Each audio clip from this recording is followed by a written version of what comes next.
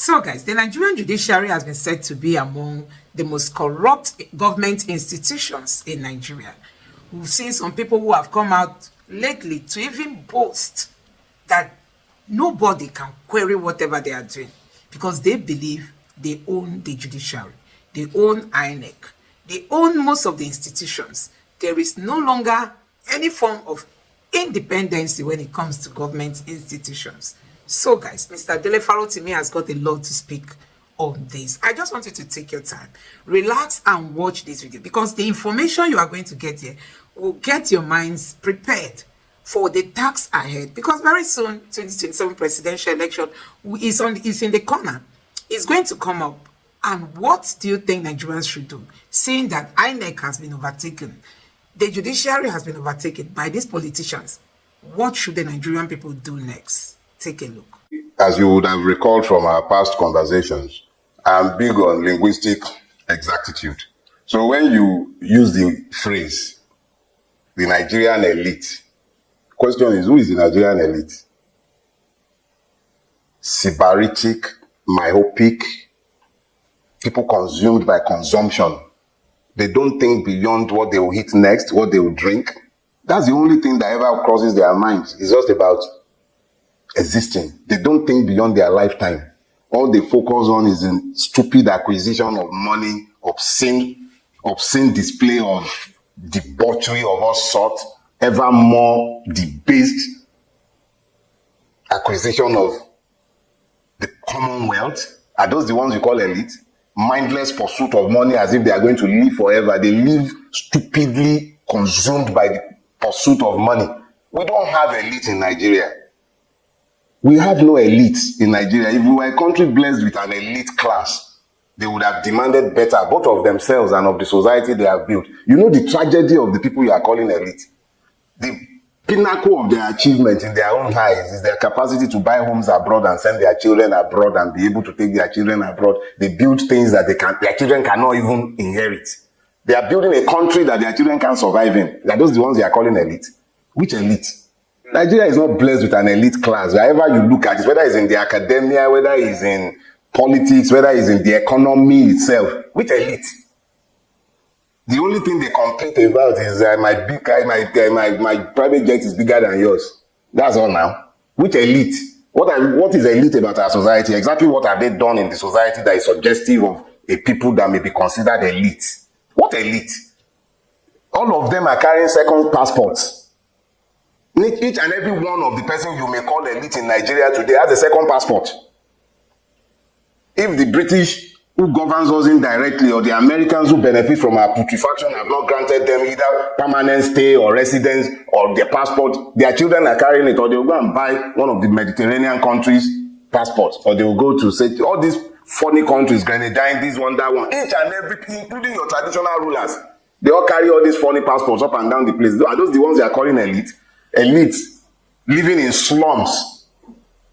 Those are the elites. We have no elite in Nigeria. Don't let's fool ourselves. We have no elite. So please, stop. You don't have an elite. I'm sorry to say. There's no elite in Nigeria. Please. So I want to start from your own perspective. You have practiced law, certainly for more than 2 decades, before you opted, I guess, to be a private citizen doing something else. What are the major reforms that you think ought to take place in our judiciary? Well, we are as a people quite fond of doing what Yorubas would call amanfie tesile palapalapa. We ignore the leprosy and embark on ringworm curing exercises. It is not arguable that the Nigerian judiciary is in serious need, very urgent need of a turnaround. But when you look at it almost like it is only our judiciary and by curing that problem, we would have resolved each and every one of our problems, it would be rather simplistic for anyone to make such pronouncements. But it is critical that the foundation of any state, which is the rule of law, must be strengthened by ensuring that fit and proper persons are the ones to be found in the judicial system. That would, of course, demand that the entire process of appointment and selection of judicial officers must be revisited. It cannot continue to be a place for prebendal expression of power and largesse. It cannot be a place where, because you are the CJ, your sons and daughter-in-laws, cousins, uncle, goats, qualified or not qualified, all of a sudden becomes qualified for judicial appointment. It cannot be a place that where you reward people who have been loyal to you, regardless of whether their loyalty is backed by patriotism to the country itself. It cannot just be a reward for the good old boys and girls who have served the system, which is what it has essentially been reduced to. And when you look at the end product, which should be the dispensation of justice, and you see that there is little or no justice available to anyone within the country, not even the rich and mighty and powerful any longer, because what you now find are cacophonies of noises issuing forth from different courts, some type of coordinate jurisdiction saying different things. Look at the Kano situation, for instance. It says a lot about what has happened to us. When is a poor man who is in need of urgent judicial relief, you won't hear a thing. Nobody is offering anything. He might be there for the next 5 years without his case ever seeing the light of day. But look at how many injunctions fly all over the place. Once is the high and mighty, the powerful and the rich that are involved, even when it's their petty squabbles. But so when we're talking about judicial reform, we must understand clearly that the judiciary is but one out of the many aspects of our country that has more or less collapsed. It's only reflective of everything else. It's reflective of our educational system. It's reflective of everything about our country has come to the critical point where we must look at it honestly and stop lying to ourselves about giant of Africa and all the many lies that we tell ourselves to cover the truth of the destruction, wanton destruction of our country by those who have claimed to rule it. So, yes, we need urgent judicial reforms, but it goes beyond just looking at the judiciary. It's easier to despair when we look at our case, but yes, the judiciary needs urgent reform. It's not just about the human resource, even structural. There are urgent needs for serious structural reform in the judiciary. There is need to fund it properly. There is need to be deliberate about dispensing justice and not just appearing to be paying lip service. How do you explain the way it is? Look at the number of people who are awaiting trials in our courts, and we claim to have a judicial system. It's a disgrace. So I wanted to also, in breaking it down, I see two issues essentially, when we're talking about judicial reforms. Of course, we're looking at the rules, what the regulations are, the laws, as it were. Are there some of them that needed to change, And then there's also the issue of ethics, which is how those laws, those regulations, those rules are applied, misapplied, used, or abused. So I wanted to ask you, Bradley, in your own view, which is the more compelling problem of the judiciary? Is it about the rules that needs to change, the regulations, or the ethical question? Look, Yorubas will say, Olamokun, Eru Ewo, Olorile Enwo Ewo Sale. So you say to the crippled man with the load on his head, oh, your load is lopsided. And he responds, you will call it lopsided because you're focused on the load on my head without looking at the crookedness of my feet. Let's be clear about something. But my point, and I understand your sentiments, Mr. Farotimi. My point is that we must find, and I know that you believe that none of these things are hopeless, but we must, to the extent that we are alive, we must find a redemptive cause. There must be things that, wait, brother, just a minute. There must be things that we should be able to talk about where we can say that, okay, look, this thing is ruined.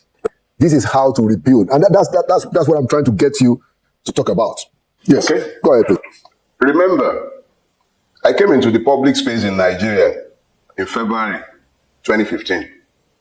From that time up until date, I warned Nigerians each and every time they were getting to junctions and they were about to make errors. I warned our rulers, I warned the people themselves. Over the years, each and every critical moment, I did not find the peace of the grave. I kept my mouth open. I never kept quiet. And each time, I also offered solutions. I didn't merely lament about the problems. I went further. I wrote down the solutions. So I have never been quiet. I even participated in the last election. I got involved. So I have never been quiet, and I offered solutions. And this time again, I'm not shy. It's the same solution. That's why I keep saying that we are lying to ourselves when we look at sectors. Our problem is systemic. We need to be honest enough to tell ourselves that our situation is abnormal. And you cannot find salvation within the existing system.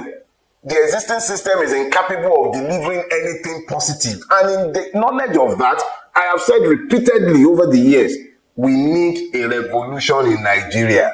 The only duty of the conscious is to ensure that that revolution does not become violent.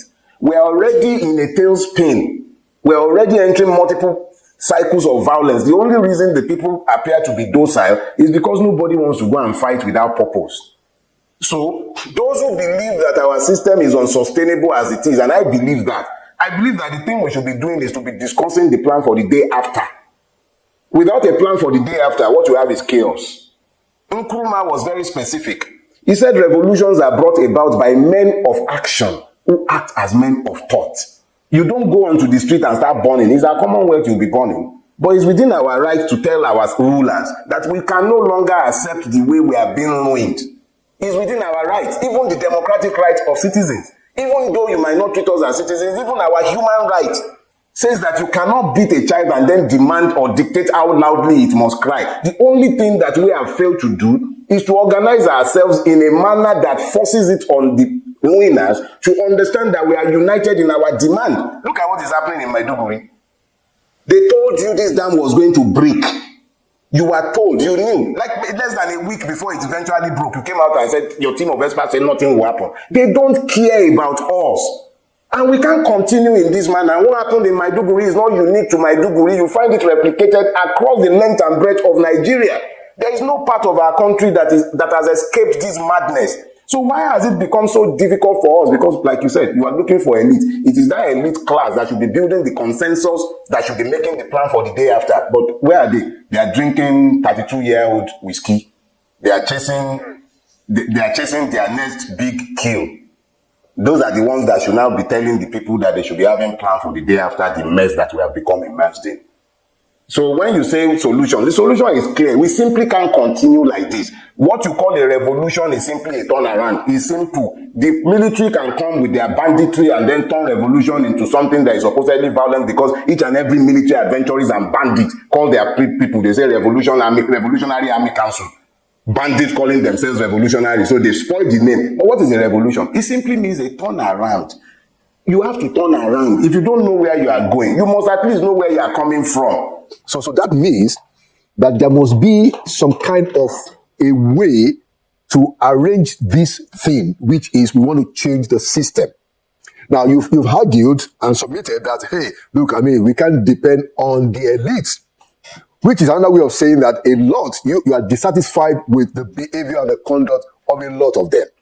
But my view is that there are enough Nigerians who share your sentiment, who share my sentiment, that things can be fixed.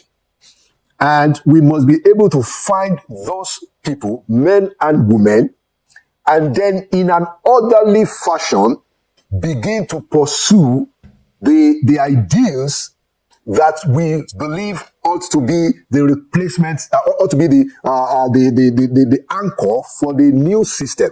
That's my point about elite consensus. Of course, I know that, in a lot of the description that you have made about the elites, yes, there are those that fit into it. But I must tell you, Mr. Farotimi, that there are enough people who have the right mind, who have the determination and the resolve. Okay? My point is that how do you get those people around? There must be some kind of orderly and something that is within the ambit of the law. Because, hey, in spite of all the disorderliness that you have described, we must find, we still have to use some kind of orderly atmosphere to arrange what it is that ought to be done, because even you subscribe to the idea that you don't want a violent revolution. There are different prophets sent to different pulpits. I don't pretend to be Yele Showore. I don't pretend to be Peter Obi or Donald Duke or anyone else. I am simply Dele Farotimi. It might very well be that the totality of the purpose of my own life is to point out to the members of that elite class who still retain some basic capacity to think like human beings, to listen to the ranting of the like of me, who is not necessarily particularly sane. So they can then take that and understand maybe all I need to do is rant like I'm ranting, so that the more reasonable and methodical who might be, because you remember, I think it was Prophet Elijah, he was crying to God, I'm the only one that is remaining of all your prophets. God said, shut up. I have 7,500 who have not tasted of Baal's meat. So it is very possible, and I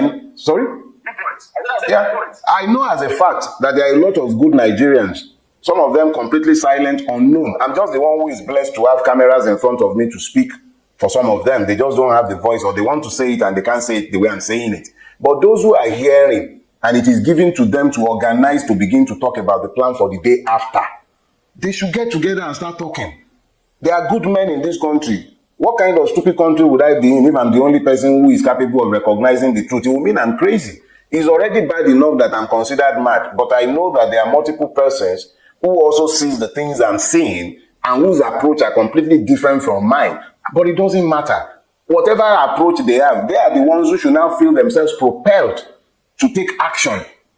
Absolutely. Thank you. Thank you so much. And I really, I appreciate that point. And, it answers, my question. Our hope and desire will be that we will be able to find all the different people, right-minded, thinking people doing their own different little bits that can bring that desired Nigeria that we all carry in our mind. Thank you so much, Mr. Dele Farotimi. There are sufficient rules in our books that should have stopped the retired Chief Justice of Nigeria from appointing members of his families as judicial officers. The Judicial Code of Conduct was sufficient, and you wouldn't ever have heard of any such thing before Nigeria began its speedy descent into the abyss of impunity. So when you hear me saying that corruption is not our problem in Nigeria, it is impunity, I will link it to the issue of whether it's about ethics or whether it's about a paucity of laws. We have enough laws in our books. We have enough rules in our books that should prevent the egregious abuses that we see on a daily basis that has debased our judicial system and rendered it completely unfit for purpose. There are more than enough laws and rules. So this is not about the paucity of written guidance on what should be done or not done by persons within the system. It is about a complete disregard for law. We don't even pretend that the laws matter any longer. Corruption is when the system says something should be done in a particular order or form, and then somebody is giving undue pecuniary benefit, and they then circumvent the system by speeding it up or doing something, maybe qualifying somebody who shouldn't qualify. That is corruption. But when you see a situation where people simply walk to the answer without caring anything for the process, that is what has happened to us. The same way they do wuru to the answer in answering university exam questions, promoting people within the system, it is the same thing they are doing in the judiciary. So even in judicial pronouncements now, you now see ever more ridiculous, obscene, and silly pronouncements issuing forth because there are simply no longer any regard had to common sense. What should be? Look, we have departed from the path of sense. That is why you have so many abominations flying up and down the place. It's about who has the power. Once they have the power, they don't care about consequence. They care nothing about it. So this is no longer, our case has moved beyond whether if we were talking about ethics. Who is going to enforce the ethics? Who will enforce it? In the absence of a societal decision to walk away from this ruinous path that we all appear to have embraced as a collective. Because you would imagine that if the judiciary went mad like ours appear to have gone crazy, then maybe the religious orders, whether that be Muslim or Christian, would even have something to say to speak to the complete absence of justice, manifest and complete absence of justice from our system. But which one of them have you heard saying anything?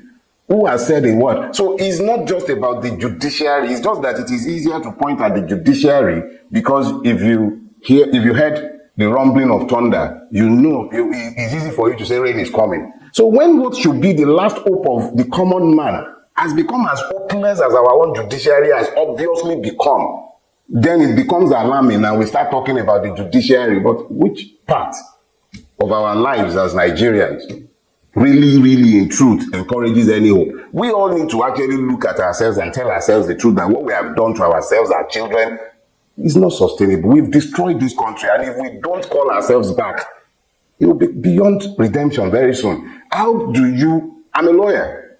I was trained as one. I would even go as far as to sometimes argue that perhaps I was born one. But here is the thing.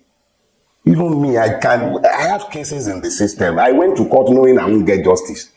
Just for the record, just so that people will not say, what did you do about it? That's how hopeless our judiciary has become. Only the rich can get any vestige of justice within the system. Only the rich and the powerful. The judicial system has become a tool for the oppression of the weak. People went out to protest hunger. I'm sorry, I need to make this point.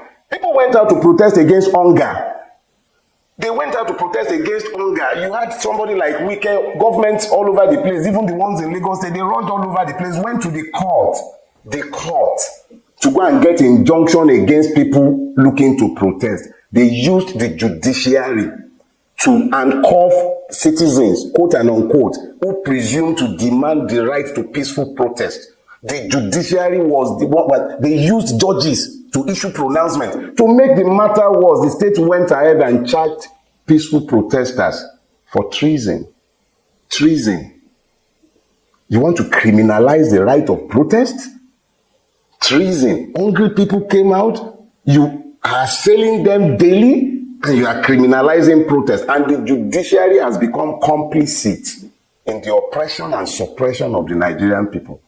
So if the people lose hope in the judiciary as they have, I have lost hope completely in the judiciary. That's the honest to God truth. If the people lose hope in the judiciary, what is left? Clearly, there are quite a few people too who share those sentiments. You know, we have seen instances of very troubling decisions, and and I'm sure that there are even deeper issues that most people don't know about. But before we get too deep into it, we had on this show Chief Kanu Agabi, two-time Attorney General of the Federation, and we were talking about the judiciary, and his argument was that look, the judges have been overworked. And he said that whatever it is that we see happening in the judiciary is because the judges have been overworked. He gave an example and said that, look, there are judges who have to deal with as much as 20 or 30 cases in one day. He even said that, look, he has worked in the executive as Attorney General, he has worked in the legislature as a senator, and being a lawyer, he has worked in the judiciary, that he still thinks that the judiciary is still the best. Now, the reason why I brought that one up is to say that certainly you too must think that there are still some good judges that are working in what you believe to be a bad system. How do you respond to that? Let me put it this way. Every system is made up of persons. So every system is only as strong or as weak as the persons who make up the system. If you have 100 judges and you can only point at perhaps maybe 5, maybe 10, or even if you are generous, let's say 50 out of 100, and that is me being overly generous. Let's say 50 out of 100 can be said to be above board and capable of dispensing justice. And let's be clear, corruption is not only about collecting money to pervert justice within the system.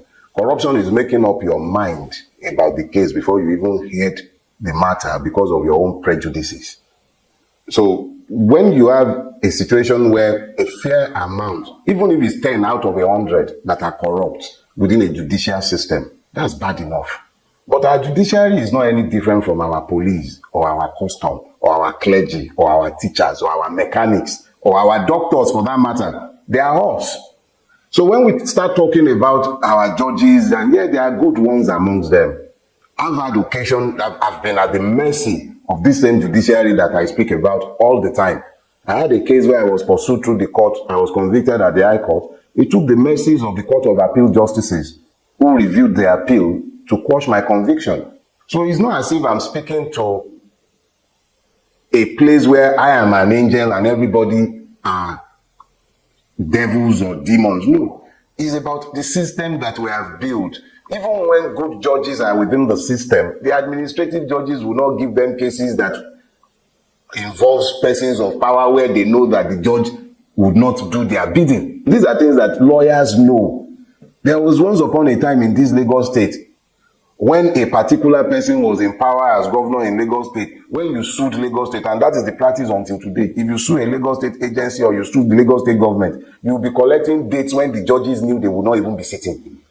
So you might have a case in court for the next 5 years. Every time you went to court, you are going to get an adjournment because you are suing the parties that may not be sued. That's the kind of system that we have evolved. We've evolved. The best that our judicial system can deliver the way it is currently is maybe the administration of impunity. So you just take care of those that must not be touched, and at best give the semblance of justice to the victims of the system. But we've not evolved a judicial system that is truly capable of upholding the rule of law, dealing with everybody as equals, and truly being blind, as the goddess of justice is meant to be, holding a just scale and a sword that will do justice as between the parties that are before it, until our country is structured to deliver justice, until the judges themselves are related to the people to whom they are meant to be dispensing justice, until each and every one of us understand the fact that the more we weaken the fabric of the society by making all these exceptions for persons that have rendered the system incapable of dispensing justice to all, our system is bound to grind to a halt one day, the way we are going. Quite sad.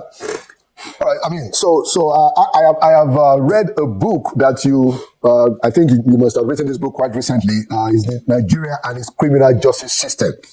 And you know what really struck me about the book was the case that you narrated, whereby there was a land matter in I think it's Lekki, Osapa area, where, according to your book, the matter got to the Supreme Court.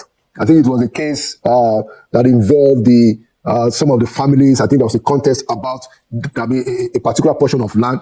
And the matter got to the Supreme Court. The Supreme Court made a ruling that gave judgment to the Eletu Badamasi family. 10 acres, if I got the number right. And then, as you reported in the book, that their lawyer went back to the Supreme Court and got the Supreme Court to increase the allocation of the hectares after the Supreme Court itself had said, look, this family, all you get here is 10 acres. And then something happened, they weren't satisfied, went back, and the Supreme Court, in your book that you reported, gave the family almost close to 250 acres. Now, Mr. Dele, can you just summarize to us what happened in that case for the benefit of our viewers before we now try and, because I think this is something that we should look closely at. Can you give us a summary what happened in that case? I thank God for the grace of life that I managed to write the book, that I'm alive to defend the truth, which requires no defense, that each and every one of the persons that I mentioned in the book are alive and well and able to deny what I have written concerning what transpired. But in order to answer your question, I'm giving this background so that I need people to understand very clearly that I'm not about persons. I don't really care much for persons. We're all bit part players. However high or low, we'll spend our time here and then we'll go. But we would all render accounts for whatever we do with our lives. So here is the thing. When I was much younger in practice, my first law office worked for the Ojomu family. They were more or less exclusively the lawyers for the Ojomu chieftaincy family. So I grew up in practice within that space, and I was fortunate to have, how when you're in a space, you hear different things. So I'd heard about the case involving the Ojomus and the Eletus since my very early years in practice. That case was at the time freshly decided at the High Court, and then it later moved on to the Court of Appeal, and it spent quite a while there, but eventually it came out, and the Court of Appeal still gave victory to the Ojomuns. But I kept following these over the course of time, but because I live in the neighborhood as well as practice in that neighborhood as well. So I knew from way back that some people named the Eletu family and Badamosi Eletu had purchased land from the Ojomu family. And I knew that there had been that grievance about some fraudulence in relation to the deed. So by the time my clients were purchasing things in that neighborhood and they were asking questions about what kind of legal risks they might be running, I was careful to explain to them, because I have studied the case from very early in my practice, that, well, the totality of argument was restricted, obviously, to a very small part. So I gave legal advice based on my knowledge, not just of the law, but of the facts. So by the time the Supreme Court did deliver this judgment, I believe that must be in 2012, 2013, I can't really remember now. And the Eletu family started going around the whole of Osakpa, part of Ajiron, Agungi area, marking buildings, claiming that the Supreme Court had given them 254 hectares of land. I knew something fishy was going on. So immediately I asked a counsel in Abuja to procure the judgment of the Supreme Court as well as the enrolled order of the court. And we looked at it, and we again advised our clients that they had nothing to worry about, because a case was instituted earlier on, I believe that was in 1993, M779/93, I believe. Yes, that case was between the Eletu people and Lagos State government. And the Eletu had settled their claim in relation to the 254 hectares in question. So the doctrine of estoppel in law would obviously have stopped them from claiming anything more. In addition to the fact that the land had already been acquired and then subsequently given out to many people by Lagos State government C of O. So I knew something fishy was going on when they made these assertions. I looked at the judgment. We advised our clients to ignore them, but we reached out so that we could understand the basis of their claim. Long story cut short, the attempted enforcement, we ended up in court. The order for enforcement that they got was quashed. All this is in the book. Then the gremlins sprang up again and went back to the Supreme Court. And the Supreme Court, without any basis in law or common sense for that matter, in gross violation of each and every one of their own rule of practice, Supreme Court, without the benefit of surveying in front of it, was busy multiplying and dividing land without surveying, something that was never pled in any part, whether in the lower court, Court of Appeal, was never raised and could never have been raised. So I know that it got to a point that the matter got to the Supreme Court, and the Supreme Court said that the Eletu should get about 10 hectares. Okay. Yes. And then, just a minute, and then there was an attempt to file a writ of possession that went beyond 10 hectares. Is that what happened? Yes. So I want our viewers to follow that. Sequence. Let me share that with you. So there was a previous case that I mentioned, M779/93. It was a case involving the Eletu and Lagos State. And in that case, a settlement was reached. Eletus were to accept 10 hectares of land in full and final settlement of their claim against Lagos State. The same Lagos State against whom they have settled were the ones who issued title to everybody, because they had by then acquired each and every land in the Lekki Peninsula. They revoked all rights, customary and statutory, to every land in the entire axis, gazetted it, and subsequently, when they settled with the Eletu, that was filed as the judgment of the court. So the Eletus could no longer be asserting any claim, and that was what the Supreme Court said, that what you have been given in M779, the Supreme Court was careful. It was Akaaz, JSC, that delivered the lead judgment, and it said clearly that the fruit of their judgment given in M779/93, they should go and enjoy it. That is their own, which are the 10 hectares. So by the time they got to Lagos to file for enforcement, somebody fraudulently, I repeat it again, fraudulently underlined the consenting judgment of Rosevivor, JSC as it then was, where he said they had unextinguished equitable interest in 254 hectares. Unextinguished equitable interest. Where that equitable interest is supposed to stand is left to him, but it was something said in consenting to the judgment of Akaaz. which gave only 10 hectares. They then underlined that portion of the judgment without the enrolled order of the Supreme Court. They came to Lagos State and applied for a writ of possession, and they got it from the judge in Lagos State. The admin judge in the Lagos division gave them a writ of possession for 254 hectares. Instead of 10. Instead of 10, which was what the court gave. She proceeded to issue a writ for 254 hectares. So when they attempted to enforce this, of course, we resisted enforcement and then went back to court. Remember this, they never filed the enrolled order of the Supreme Court in getting that order to enforce judgment on 254 hectares based on the consenting judgment of Roosevelt, where he was talking about unextinguished equitable interest. So when they attempted this enforcement, we resisted it, wrote multiple petitions, including ones asserting criminal allegations against the lawyers who were attempting to enforce this fraud. And eventually, as I narrated in the book, that order was quashed. When the order was quashed, the beneficiaries of the original fraud ran back to the Supreme Court that whatever it was they might have agreed as between themselves hasn't been delivered because this troublesome lawyer in Lagos has this judgment that has this ruling that has quashed the thing. So they now resorted, they claimed that they had a clerical error to correct. Supreme Court became mathematician. They were removing, subtracting, adding. Survey that nobody ever played. I'm not even sure even they ever saw any survey because nobody was ever served any motion again because the Supreme Court claimed when lawyers rose in the Supreme Court to show the Supreme Court that you cannot do this. They said no, they are not doing anything. They are correcting clerical error. Clerical error. Up until today, they cannot enforce that judgment because they know, everybody knows that it's a fraud. Interesting, yeah. So, and that's that seems to be the redemptive point about that case. The fact that nobody is trying to enforce it.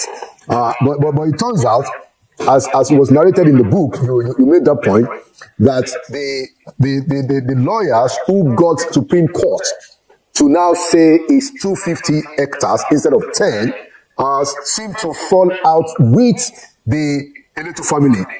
And then another lawyer started to take the matter up, and the senior lawyer went to ICPC to now challenge that other lawyer. Can you tell us that story, Mr. Dele? It's their story to tell. It's not mine. I generally try to avoid talking about persons. The only thing I'll say about that is this. I probably would never have known of the horrible libel that Chief Afe Babalola had against me in his letter to the then Chief Judge of Lagos State, Ayomide Phillips. I would never have known of what transpired if there hadn't ensued this quarrel between Chief Afe Babalola and Lawal Pedro. But it was Lawal Pedro grabbing Afe's clients that led Lawal Pedro that led Afe to go and write petition to ICPC. That was the first time I became aware that something funny was going on. Oh, Chief Afe Babalola, I believe, wrote the petition to ICPC complaining, and I think the LPDC as well, complaining, look, I know that they fell out. Eventually, the matter ended up in the Lagos State High Court.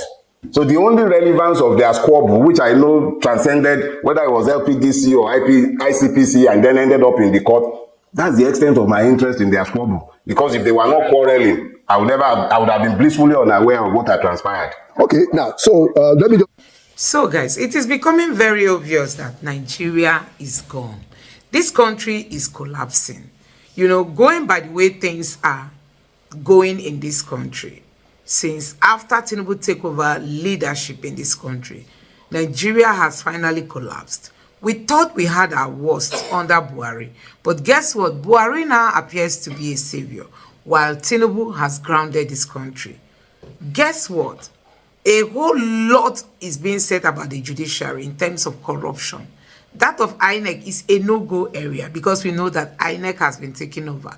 But for the judiciary, that is the last hope of the common man, like they always tell us, it is somehow worrisome to see the level at which these politicians have taken over the judiciary.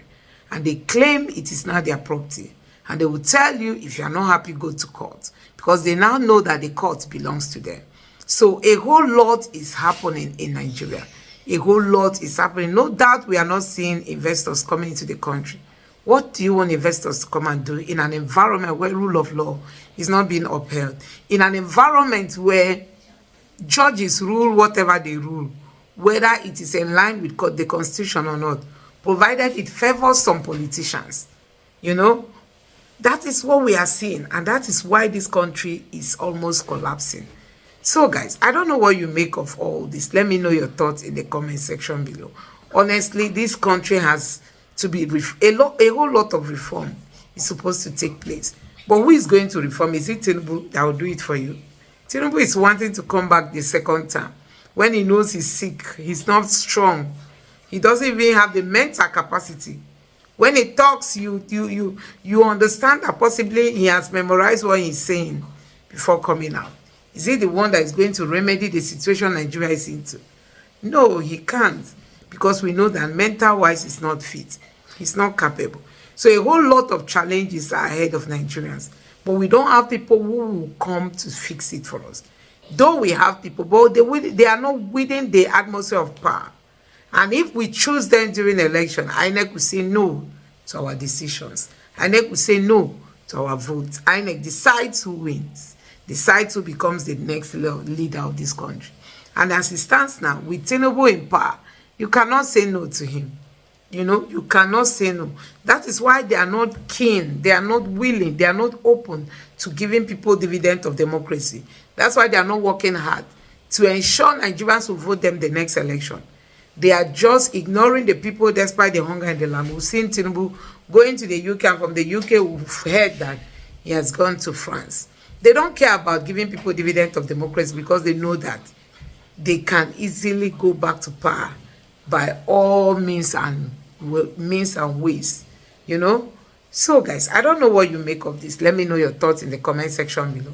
Please don't forget to subscribe to the channel, turn on the notification bell. Please give this video a like so that YouTube can recommend it to others, and drop your thoughts in the comment section below. Thank you.